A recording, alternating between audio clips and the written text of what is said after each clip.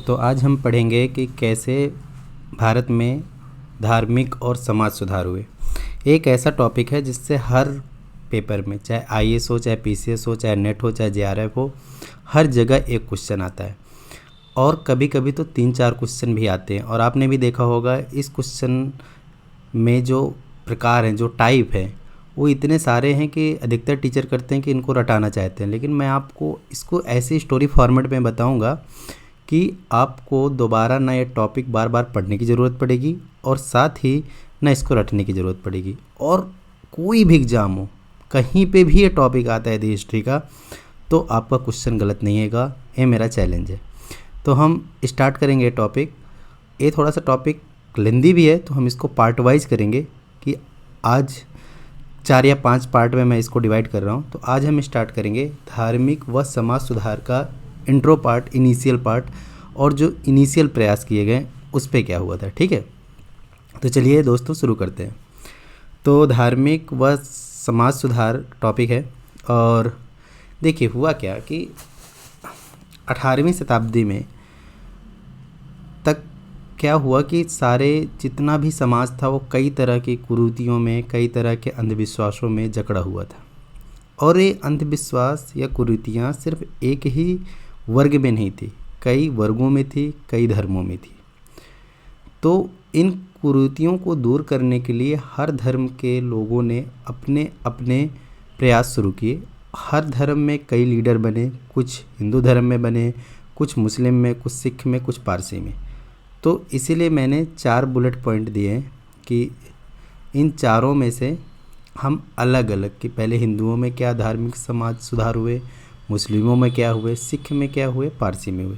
ये मैंने डिवाइडेशन इसलिए किया है ताकि आपको पूरा टॉपिक आराम से स्टेप बाय स्टेप समझ में आए। ये तो हो गया धर्म पे। फिर समाज में जो उस समय 2 लोग, एक तो औरतें, महिलाएं, वुमेन, और सेकंड द लोअर कास्ट, ये सबसे ज़्यादा पिछड़े हुए थे। सबसे ज़्यादा इनका समाज पे निम्न तरीके से शोषण किया गया था, जिसकी वजह से इनको भी अपलिफ्ट किया गया 18वीं शताब्दी में। मैं जब 18वीं से 19वीं शताब्दी बोलता हूँ तो उसका मतलब होता है मोटा मोटा कि आप ये समझ लीजिए कि 18वीं के एंड में, मतलब लगभग 1790, या फिर आप ऐसे भी कह सकते हैं 1801 से, क्योंकि 19वीं शताब्दी 1801 से 1899 मानी जाएगी। तो इस बीच में ज़्यादा धर्म सुधार हुए थे। ठीक है, तो आज मैं आपको पहले हिंदुओं पे क्या धार्मिक सुधार हुए उसके बारे में बताऊंगा। फिर उसके आगे मैंने बता ही दिया कि कैसे चार्ट बढ़ेगा। तो हम चलते हैं कि हिंदू में क्या रिफॉर्म हुए। तो हिंदुओं में 2 तरीके से रिफॉर्म हुए हैं। पहले कि कुछ ऐसे रिफॉर्म जो कि अंग्रेज़ों द्वारा हुए, फिर कुछ अंग्रेज़ों के अलावा कुछ इंग्लिश मैन जिन्हें हम कहते हैं, है ना, तो इनके द्वारा हुए। फिर साथ ही साथ ना एक इन पे नाम आता है डेरोजियो का।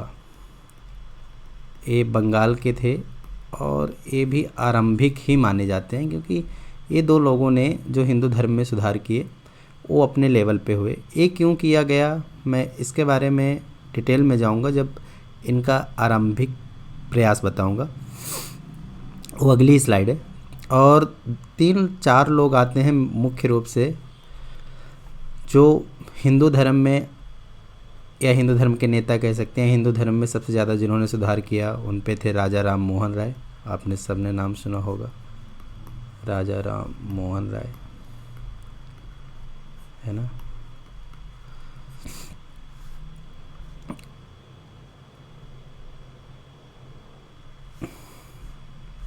फिर स्वामी विवेकानंद,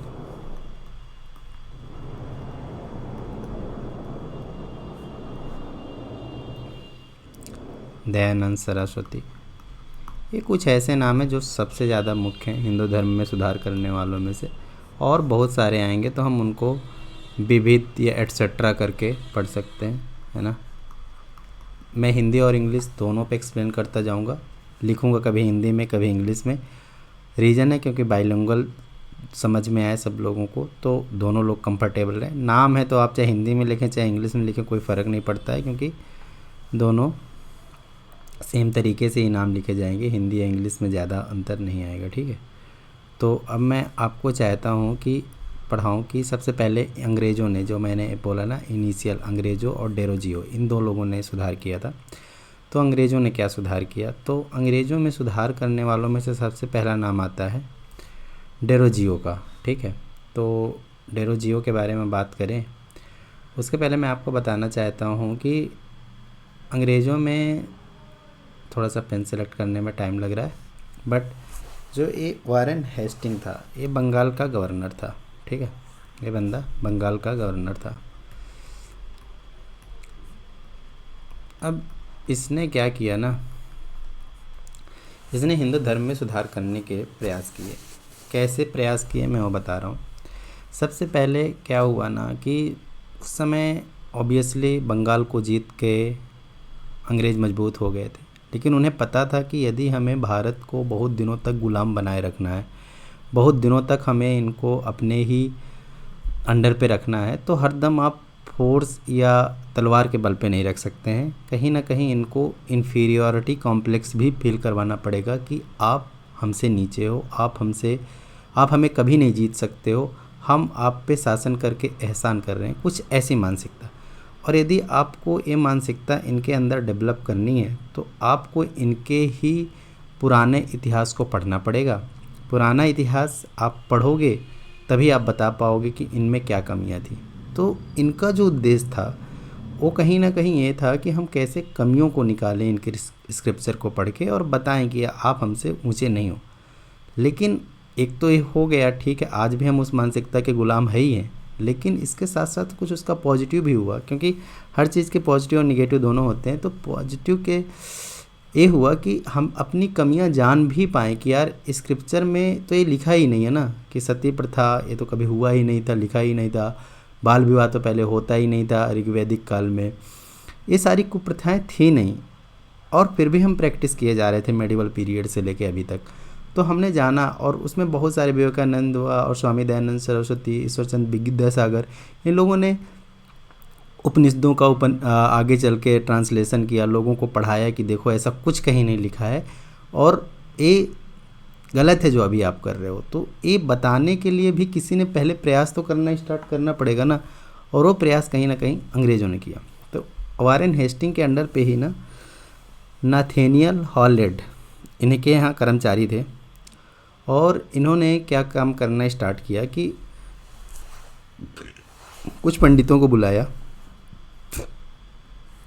यह नाथेनियल हॉलेड, इनको फ़ारसी आती थी, क्योंकि फ़ारसी तब भी बहुत मतलब ब्रॉडर लेवल पे लैंग्वेज बोली जाती थी।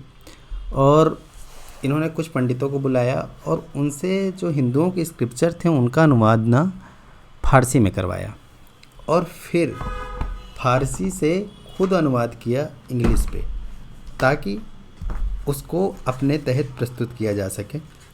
और 1776 में हिंदूज के लिए लॉज बनाए, मतलब कौन किस जुर्म पे क्या सज़ा मिलेगी, कैसे नहीं मिलेगी, और उस लॉज को जेंटोज लॉ बोलते हैं।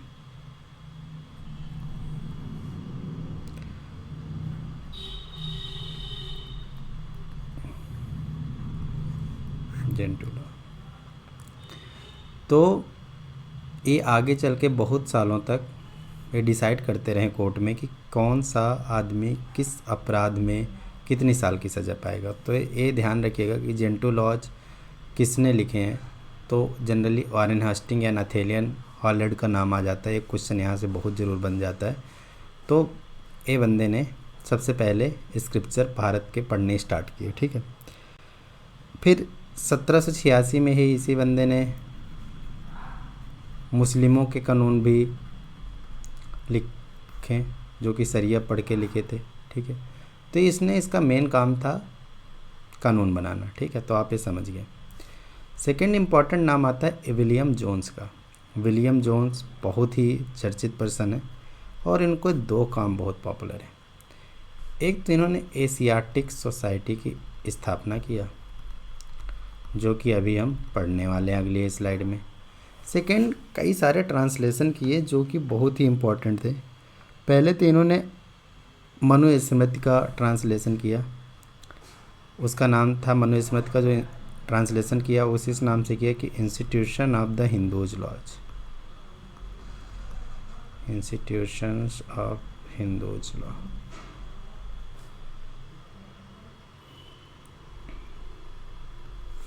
वैसे 1794 में ही डेथ हो गई थी, लेकिन बुक बाद में पब्लिश हुई। और इन्होंने अभिज्ञान शकुंतलम वगैरह का भी ट्रांसलेशन किया, लेकिन मनुस्मृति का जो किया ना वो ज़्यादा इम्पोर्टेंट था, ठीक है, क्योंकि उससे और ज़्यादा कानूनी चीज़ों को, गीत गोविंदम का भी इन्होंने किया था, ये भी ध्यान रखिएगा, है ना। तो दो बंदे थे किनके अंडर पे, वारेन हेस्टिंग के अंडर पे, एक नाथेनियल हॉलेड और एक थे विलियम जोन्स।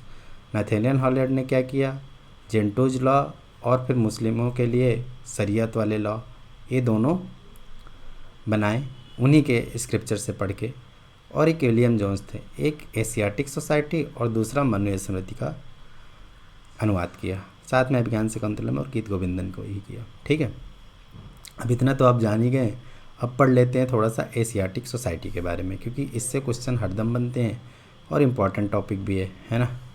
तो let us move to the Asiatic society.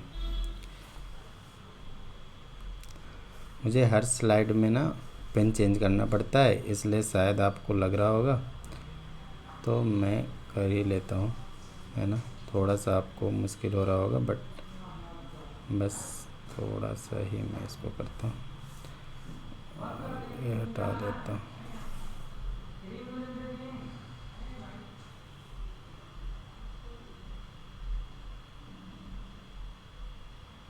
इसको कट कर देते हैं और पेन दोबारा सेलेक्ट करना पड़ेगा मुझे शायद।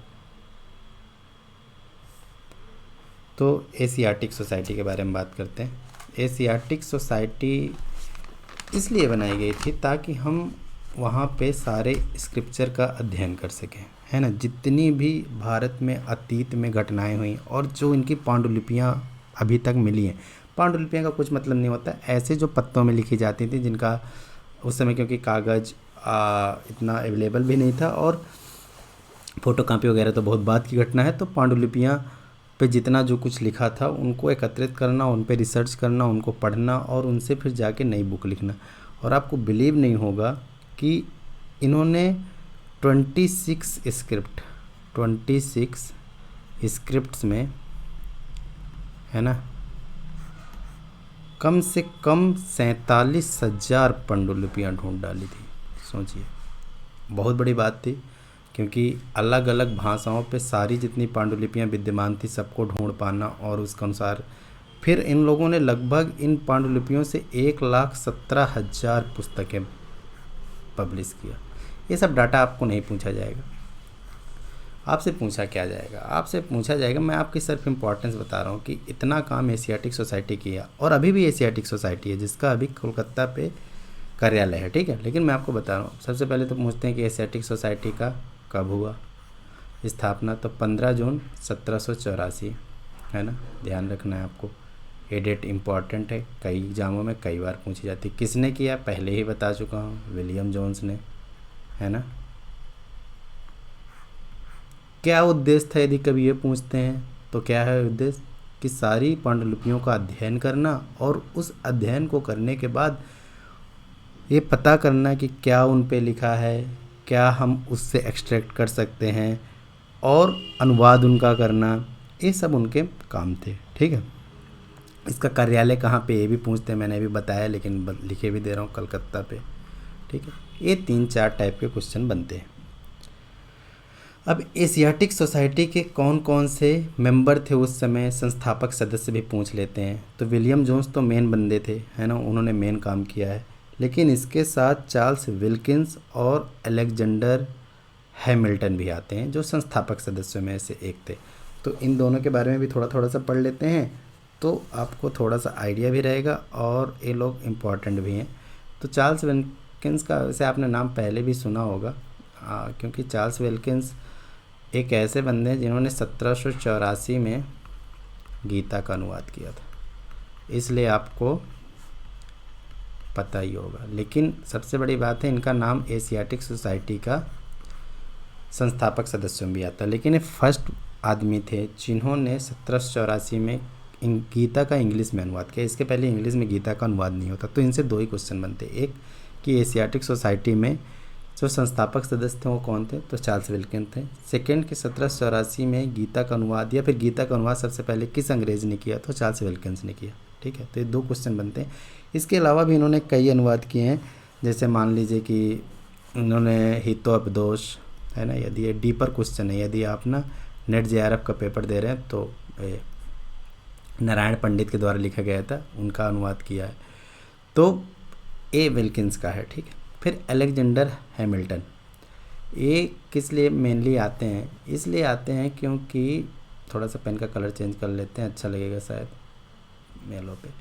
तो अलेक्जेंडर हैमिल्टन है। अलेक्जेंडर हैमिल्टन का संस्कृत का जो सबसे पहला विद्यालय यूरोप में खोला, संस्कृत का फर्स्ट स्कूल, इंग्लिश वाले कहेंगे इसमें नहीं लिखना है, फर्स्ट स्कूल जो पूरे यूरोप में, मतलब यूरोप आप समझ रहे हैं, इंग्लैंड, जर्मनी, फ्रांस, सब कुछ, संस्कृत को सबसे पहले पढ़ाने वाला यूरोप में अलेक्जेंडर हैमिल्टन थे।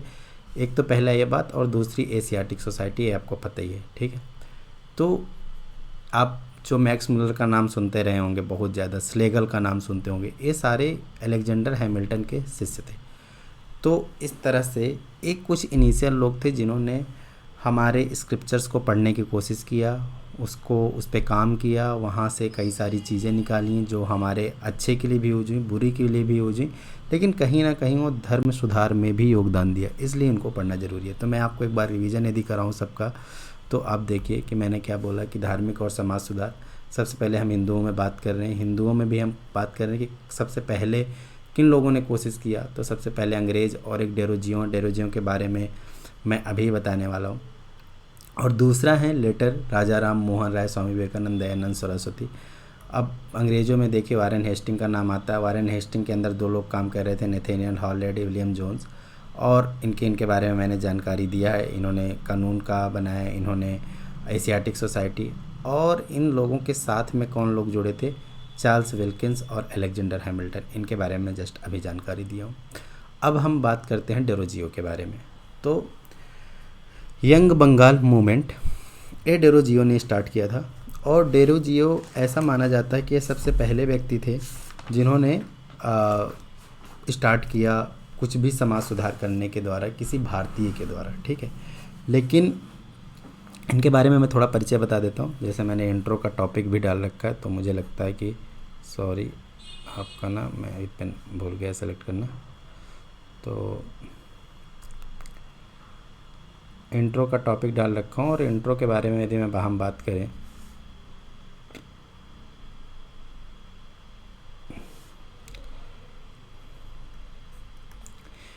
तो डेरोजियो बंगाल से बिलोंग करते थे, लेकिन इनके जो पिता थे वो अंग्रेज़ नहीं थे, सॉरी मैं गलती से बोल गया। इनकी जो पिता थे वो पुर्तगाली थे, और जो माता थी वो भारतीय थी। तो कहीं ना कहीं भारतीय भी, आप तो अंग्रेज़ों के खिलाफ थे, ये आपको पता ही है, और पिता पुर्तगाली थे, तो पुर्तगाल ऑब्वियसली अंग्रेज़ों के खिलाफ थे, क्योंकि पुर्तगालियों को हटाकर ही अंग्रेज़ यहाँ इस्टेब्लिश हुए थे। तो जो इनके अंदर भावनाएं थी वो शुरुआत से ही अंग्रेज़ों के खिलाफ थी। ठीक है, इनका पूरा जो नाम था ना, वो हेनरी विवियन डेरोजियो था, जो यंग बंगाल मूवमेंट स्टार्ट किया। ठीक है, डेरोजियो। तो मैंने बताया ही आपको कि पिता पुर्तगाली और माँ भारतीय थी। अब इनका जन्म ना 1809 पे होता है, 1809 पे। ठीक है, और आप सोचो 1831 पे इनकी डेथ भी हो जाती है जैसे। लेकिन सोचिए ज़्यादा से ज़्यादा कितना होता है, 10, 21, 22 साल की एज तक इन्होंने ऐसे कार्य किए जिसके लिए आज भी हमें पढ़ना पड़ता है। ठीक है, तो कुछ बताते हैं कि फिर ऐसा इन्होंने क्या किया है ना। तो इन्होंने सबसे पहले क्या किया ना कि 1826 में हिंदू कॉलेज जो राजा राम मोहन राय ने कलकत्ता में बनाया था, वहाँ एज ए अध्यापक, टीचर पढ़ाना स्टार्ट किया। ठीक है, वहाँ टीचर बन पढ़ाएं, लेकिन साथ ही ये अपने विचारों से इतना उग्र थे, इतना परिवर्तन चाहते थे कि वहाँ पे रहते हुए ना कई सारे बच्चों को प्रभावित किया और उनको अपनी बातों से ऐसा इन्फ्लुएंस किया कह लीजिए, या फिर ऐसा गुट बनाया जिसे एकेडमिक एसोसिएशन, मैंने लिखा है ना, एकेडमिक एसोसिएशन नाम का एक समिति बनाई, एसोसिएशन बनाया, जिसमें सारे लोग मिलके चर्चा करते थे, बात करते थे। ठीक है, कैसी बातें होती थी वो हम आइडियोलॉजी में चर्चा करेंगे। तो कुछ चीज़ें, हेनरी बेबियन डेरोजियो, इनका जन्म डेथ बता दिया। 1826 में टीचर हुए हिंदू कॉलेज में, तो वहाँ पे लड़कों को क्या कहते थे, क्या बताते थे, उसके बारे में इनकी जो आइडियोलॉजी थी। एक दो चीज़ें मैं बता रहा हूँ जिससे आपको आइडिया लग जाएगा। एक तो जो फ्रांस की क्रांति चल रही थी उसको बहुत सपोर्ट कर रहे थे कि नहीं भाई, जो वहाँ पे समानता और ये सब बातें हो रही हैं, बंधुत्व विचारधारा, ये सब बहुत अच्छी बातें हैं। जो उस समय प्रेस में बहुत सारे प्रतिबंध लगाए गए थे उसके बहुत खिलाफ थे कि नहीं यार, ये गलत हो रहा है, हमें काम करना चाहिए प्रेस की आज़ादी के लिए। जो रैयत थे, रैयत आपने सुना किसान को बोला जाता है, तो किसान, रैयत इंग्लिश में भी रैयत ही बोला जाता है, रैयतवाड़ी आपने सुना होगा। तो रैयतों के खिलाफ जो हो रहा था उनको खिलाफ बोल रहे थे कि यार ये नहीं होना चाहिए। ठीक है, और अपने स्टूडेंट्स को इसके बारे में अवेयर कर रहे थे। साथ ही कि जैसे उस समय था कि प्रशासन में सिर्फ बड़े पदों पर अंग्रेज़ ही रहेंगे, जिसे हम इंग्लिश प्रभुसत्ता की बात करते हैं, हिंदी में आंग्लीकरण की बात करते हैं कि हर चीज़ को ना आप इंग्लिश में ही कन्वर्ट कर दो, उसके भी खिलाफ थे। और कहीं ना कहीं ये भी साथ में कहते थे कि जो परंपरागत हिंदू धर्म है ना, उसमें कई सारी कुरीतियाँ हैं, उसमें कई सारे अंधविश्वास हैं, और इसलिए हमें अपने इन, यदि सामाजिक बंधनों से मुक्त होना है तो हमें कहीं ना कहीं धर्म से अलग होना पड़ेगा। तो कुरीतियों पे भी बात करते थे, है ना। इनको बहुत सारी इन्होंने कविताएं भी लिखी हैं, जैसे to India my native land, है ना, पूछी गई है कई बार। तो और ये सारी कविताएं ऐसी थीं जो क्या थीं, देश के लिए पहली बार देश गतिविधियों में या राष्ट्रवादी भावनाओं से ओतप्रोत थीं। तो ये सारी कविताओं के लिखने के कारण ना इनको पहला राष्ट्रवादी कवि भी बोला जाता है। सॉरी, थोड़ा सा यहाँ स्पेस नहीं है, पहला राष्ट्रवादी कवि, क्योंकि राष्ट्र के बारे में पहली बार किसी ने कविताएं लिखी थी। ठीक है, लेकिन इन्होंने इतना अपने कम टाइम पे इन्फ्लुएंस डाला लड़कों पे, इन आइडियोलॉजी से इतना प्रभावित हुए लोग कि आगे चल के आप ये सोचो कि बहुत सारी संस्थाएं, जैसे बॉम्बे का एल्फिंस्टन कॉलेज, और बहुत सारे इनके जो शिष्य थे, कृष्ण मोहन बनर्जी, प्यारे चंद्र मित्र, और इन लोगों ने, तारा चंद्र चक्रवर्ती, इन लोगों ने क्या किया ना कि कई सारी सोसाइटी स्थापित किया और बहुत सारा ये मूवमेंट आगे बढ़ता रहा। वैसे आपको एक क्वेश्चन और बनता है कि यंग बंगाल मूवमेंट किससे प्रभावित था, तो वैसे हेनरी खुद इटली के जो उस समय के मैगजीन थे उनसे प्रभावित थे, है ना। तो जैसे यंग इटली वो चला रहे थे, इस तरह यंग बंगाल मूवमेंट चला रहे थे। ठीक है, तो कहने का मतलब ये है कि उन्होंने इतने लोगों को प्रभावित किया कि आगे चल के इनके शिष्यों ने बहुत बड़े बड़े काम किए। और इसीलिए जो एस.एन. बनर्जी हैं, आपने नाम सुना होगा शायद, उन्होंने कहा था कि डेरोजियो हमारी सभ्यता के अग्रणी तथा बंगाली जाति के पिता थे, क्योंकि इन्होंने 22 साल की उम्र तक इतने लोगों को प्रभावित कर दिया था कि आगे लोगों ने इनकी भावनाओं को बढ़ाने के लिए बहुत सारे काम किए। तो कुछ ये ऐसी सोसाइटियाँ थी, पहले अंग्रेज़ों ने, फिर हेनरी बेनियन डेरोजियो ने, जिन्होंने धर्म समाज सुधार के लिए काम किया था। कल हम राजा राम मोहन राय के बारे में पढ़ेंगे और फिर इसके बाद ऐसे ही ये लेक्चर चलते रहेंगे और आपको अच्छा लगेगा और आप अच्छे से कंप्लीट कर लेंगे। सो दोस्तों, जय हिंद, बाय, और तब तक के लिए नमस्कार रखते हैं।